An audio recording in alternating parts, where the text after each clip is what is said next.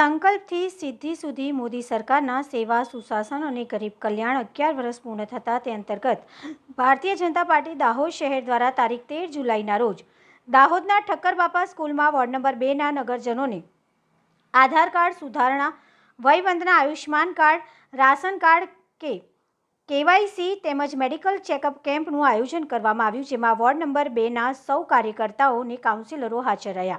Reporter Yogesh દરજી.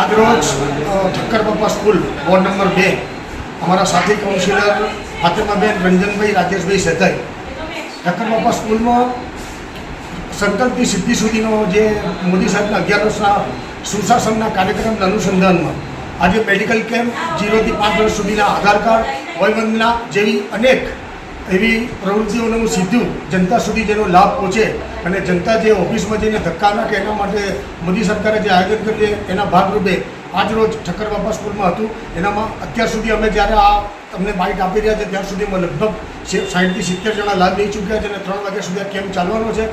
આપના માધ્યમથી ward number 2ના તમામ રહીશોને હું આગ્રહ કરું છું, આપ આવો અને આપની જે પણ કોઈ નાની મોટી સમસ્યા હોય આ જ લેવલની જે અમે અગાઉ 3 ગયા એ પૂર્ણ કરો. અમારા સાથી કાઉન્સિલર સાથે સાથે અમારા કારોબારી ચેરમેનશ્રી અત્યારે બહાર ગયા છે પોતાના કામથી, પણ તેઓ પણ ફોનથી સતત અમારી સાથે સંપર્કમાં છે. આપ સૌને મારી ફરી એક નમ્ર વિનંતી છે, આપ આવો અને આ કેમ્પનો લાભ લો. ભારત માતા કી જય.